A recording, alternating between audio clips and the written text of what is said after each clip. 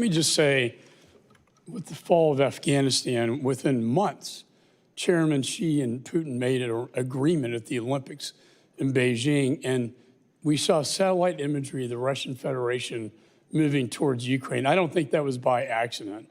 That was by design. Putin saw weakness, and he took aggression, and he invaded Ukraine, and then the Ayatollah reared his ugly head in the Middle East, and Chairman Xi is on fire in a hot zone in the Indo-Pacific. With that, the chairman now recognizes the gentleman from New Jersey, Mr. Smith. Thank you very much. Pardon me, Mr. Chairman, and welcome, Mr. Secretary. You know, I have a number of questions, and I've asked some of those in the past, and so I won't repeat those. But I chair the China Commission. I've chaired 105 plus hearings on human rights abuse in China, Xi Jinping's absolute malevolent behavior towards the Uyghurs, and all the other atrocities that are committed each and every day. But what concerned me with our, I believe, egregiously flawed exodus from Afghanistan was how dictators around the world, especially Xi Jinping, looked at that and his propaganda organs like the Global Times and said to the people of Taiwan, here's one editorial, why the U.S. will abandon Taiwan eventually. Another one was Afghan abandonment is a lesson for the Taiwan's DPP. And when you read it, they're telling the people over and over again in Taiwan that America's resolve was questioned, is questionable, that we will leave them too. And you know, I won't read the editorial, but editorials, because they are very, very disturbing. You know, dictators love weakness. They probe with bayonets, and if they can get away with something, they will. And I think the chairman is right when he talks about Putin as well. And you had said before how you thought they would be happy if we were bogged down for the next 20 years.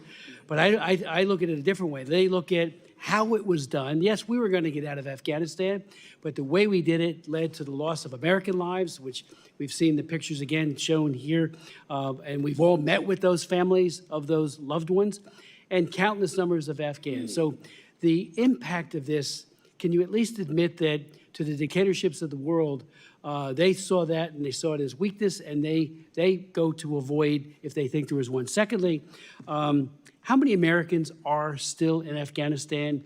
And post-Exodus, how many were jailed, killed, tortured, left behind?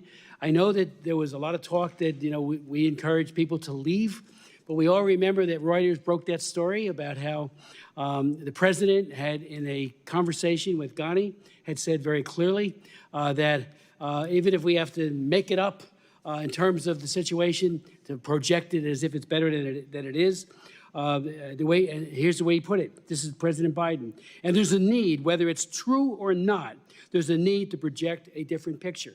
And that was done on July 23rd. So while we may admonish people to leave, they're listening to our own president who says there's a 300,000-man army, well-trained, but meanwhile, in back channel, talking on the phone to Ghani, he's saying, project a different picture. Very, very disturbing. I mean, we got to be truthful. Thank you.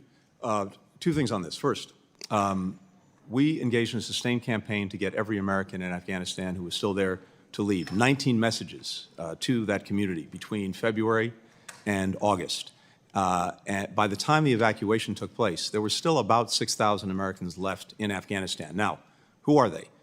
They're almost all dual citizens, almost all of whom, had lived, worked, had their families in Afghanistan for generations. And so you were still down to 6,000, despite every effort to get people to leave, including offering to pay for their travel. The airport remained open until August the 15th. In the weeks of the evacuation, the 2 weeks of the evacuation, almost all of those 6,000 remaining, we were able to get out. We were left with a few hundred on August the 31st. There were a couple of hundred, and this is what I testified to, who had identified themselves to us. And keep in mind, as you know, when you travel to a foreign country or you leave a foreign country as an American, you don't have to register. You don't have to make yourself known.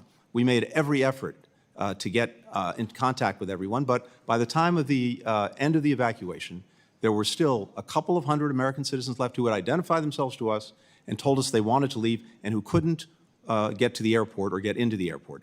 There were several hundred others who were there and we knew of who did not want to leave.